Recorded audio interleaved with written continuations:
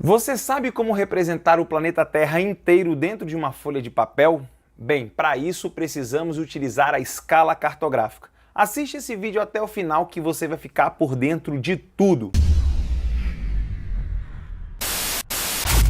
Fala galera, Tio Toby na área com mais um vídeo para o canal. Com esse vídeo sobre escala, vamos fechar a playlist de cartografia. Só lembrando que se você quiser ficar fera em cartografia, você deve assistir aos outros vídeos dessa playlist, tranquilo? Acho que esse vídeo vai ficar um pouco grande, porque eu tenho que explicar muitos detalhes. Então, se você quiser, aumenta aí a velocidade do vídeo para 1,25, que ele passa bem rapidinho e você não perde nada, beleza? Você sabe o que é e para que servem as escalas cartográficas? Escala cartográfica é a relação entre a realidade e o que está sendo representado no papel. Ou seja, a escala indica a quantidade de vezes que o espaço real foi reduzido para caber dentro do papel, mantendo as proporções. Observação importante, hein? A escala não é utilizada apenas para elaboração de mapas. Ela também pode ser usada para a construção de grandes estátuas, confecção de maquetes ou até mesmo para fazer brinquedos,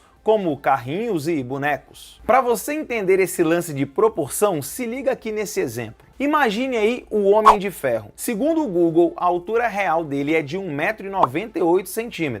Agora, imagine que você queira fazer um boneco do Homem de Ferro para colocar em uma estante. Para isso, você vai precisar reduzir o seu tamanho, concorda? Pois bem, dá uma olhadinha nesse boneco aqui. Esse boneco tem apenas 10 centímetros, ou seja, ele é uma representação reduzida do Homem de Ferro. Aliás, esse boneco é um dos que eu tenho aqui na minha coleção. Agora perceba, embora ele tenha sido reduzido, não foram mantidas as proporções do personagem. Repare que nesse boneco a cabeça é muito grande se comparado ao corpo. Os braços estão quase encostando no chão e as pernas são muito pequenas. Isso significa que para fazer esse boneco não foi utilizada uma escala, já que não foram mantidas as proporções. Já esse outro boneco aqui, que tem o tamanho de 30 centímetros e também é uma representação reduzida do personagem, as proporções foram mantidas. Logo, diferente do boneco anterior, esse usou uma escala para manter as proporções da cabeça, braços, pernas e tronco. Conseguiu aí entender?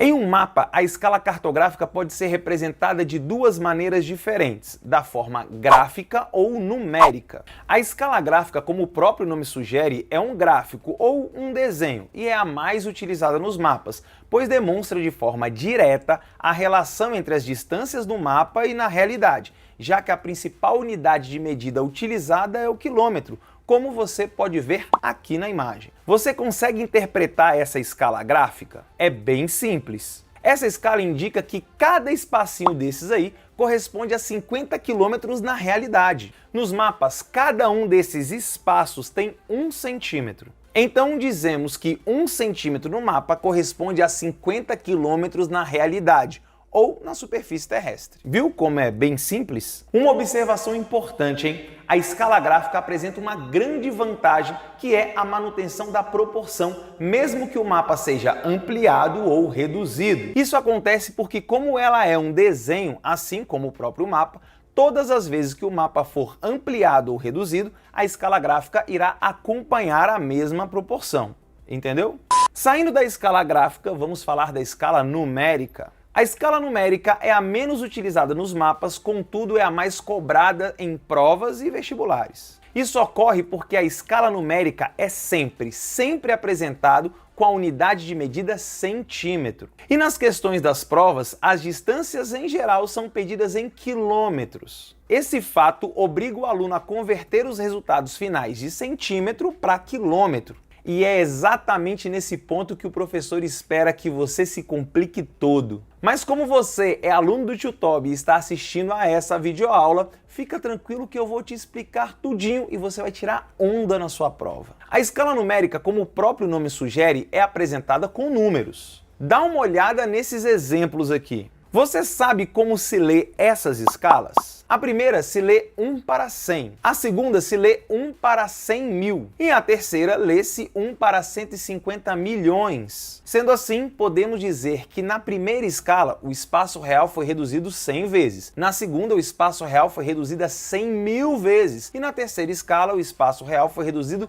150 milhões de vezes. Se liga nessa explicação, hein? Como eu disse anteriormente, a escala numérica é sempre apresentada em centímetros. Portanto, o número 1 é a distância no mapa, que corresponde a 1 centímetro. Já o número 150 milhões é a distância real no terreno, também em centímetros. Então dizemos que 1 centímetro no mapa corresponde a 150 milhões de centímetros no espaço real. Para determinar a distância real em linha reta entre dois pontos, basta você medir com uma régua a distância entre esses dois pontos no mapa e multiplicar pela escala. Vou te dar aí um exemplo, hein? Se a distância da cidade A para a cidade B no mapa é de 5 centímetros e nesse mapa a escala é de 1 para 150 milhões, então, como eu havia dito, basta multiplicar a distância do mapa, que é 5 centímetros, pela escala, que é 150 milhões de centímetros. Então, o resultado desta operação é 750 milhões de centímetros. Você concorda comigo que dizer que a distância entre duas cidades é 750 milhões de centímetros é algo meio estranho? Então, é por esse motivo que nas avaliações as questões vão pedir para você essas distâncias em quilômetros.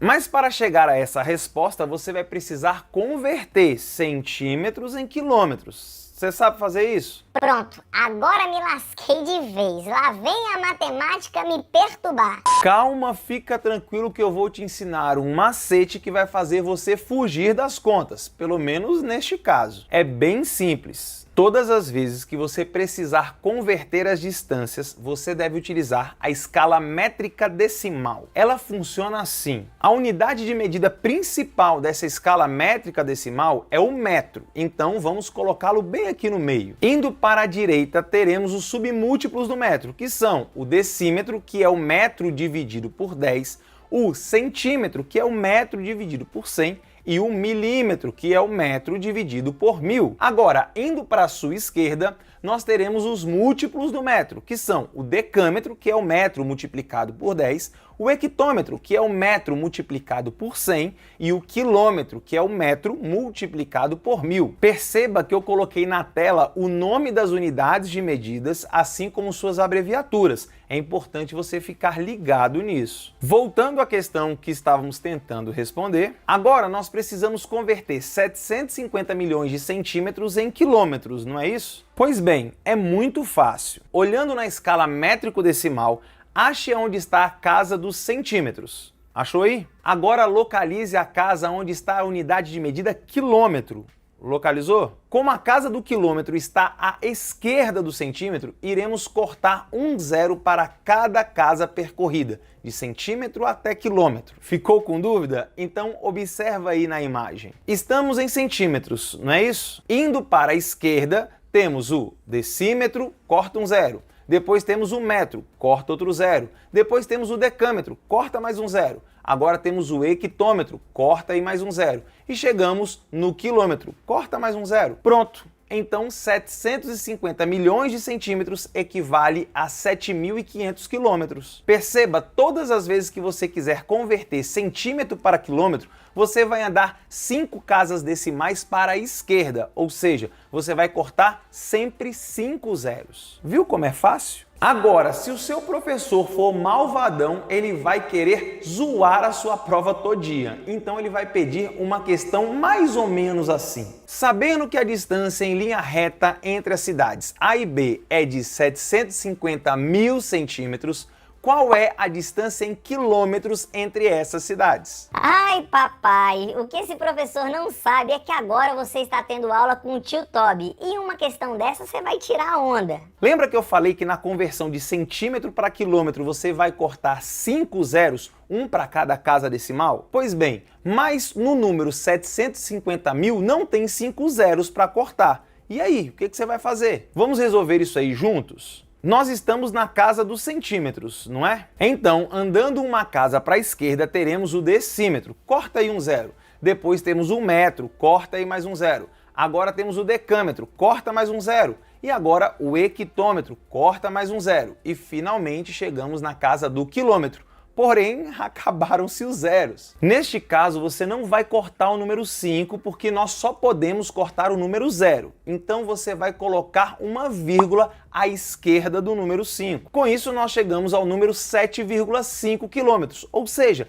750 mil centímetros equivale a 7,5 km ou 7,5 km. Viu? Não tem mistério. Para você ficar craque, faz o seguinte. Converte aí para mim de centímetro para quilômetro os seguintes números. Letra A, 300 mil centímetros. Letra B, 250 milhões de centímetros. Letra C, 510 mil centímetros. Letra D, 420 mil centímetros. Pausa aí o vídeo, converte e volta para conferirmos, beleza? E aí, conseguiu converter tudo? Então vamos corrigir. Lembrando que para converter de centímetro para quilômetro, precisamos andar 5 casas decimais para a esquerda. Sendo assim, as respostas são: letra A, 300 mil centímetros equivale a 3 quilômetros. Letra B, 250 milhões de centímetros equivale a 2.500 quilômetros. Letra C, 510 mil centímetros equivalem a 5,1 quilômetro. Letra D, 420 mil centímetros equivalem a 4,2 quilômetros. Com isso, você já está apto a mitar na prova. Agora, para finalizarmos, vamos falar sobre grandeza de escala. Você sabe quais são as características de uma escala pequena ou de uma escala grande? Escala pequena é aquela que mostra menos detalhes de uma determinada área representada, ou seja, aquela onde a área representada foi reduzida a um número maior de vezes para caber dentro do papel. As escalas pequenas, embora mostrem menos detalhes,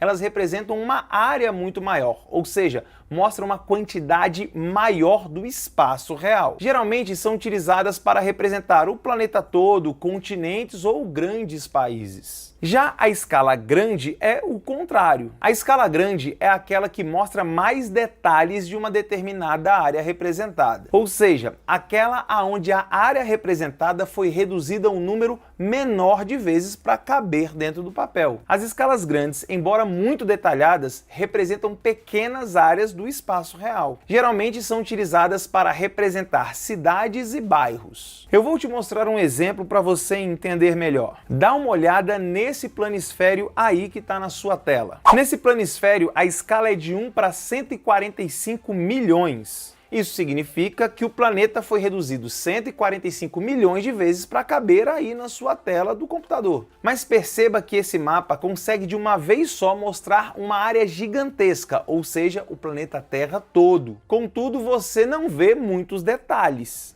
Você quase não consegue ler o nome dos países da Europa. Tenta achar neste mapa aí a Bélgica. Isso vai ser muito difícil porque a escala neste mapa é muito pequena. Agora, se eu aproximar o mapa, der um zoom, ou melhor, se eu usar uma escala grande de 1 para 20 milhões, o mapa vai ficar assim, bem mais detalhado, não é? Agora eu consigo ver com detalhes a Europa e eu acho com facilidade a Bélgica. Com essa escala podemos dizer que o planeta foi reduzido apenas 20 milhões de vezes. Perceba que com essa escala não cabe o planeta todo dentro do mapa, apenas uma pequena parte dele. Com isso, podemos concluir que a escala 1 para 145 milhões é pequena, se comparada à escala 1 para 20 milhões, que neste caso é uma escala grande. Galera, então por hoje é isso. Se esse vídeo foi útil para você, não deixe de dar aí o seu like. Ele é um grande incentivo para mim. Compartilhe esse vídeo lá no seu grupo de WhatsApp da sala para que seus colegas também tenham acesso a esse conteúdo. Se você não for inscrito no canal, se inscreve aí. É só clicar aí, ó, no ícone do meu canal que vai aparecer aqui do lado.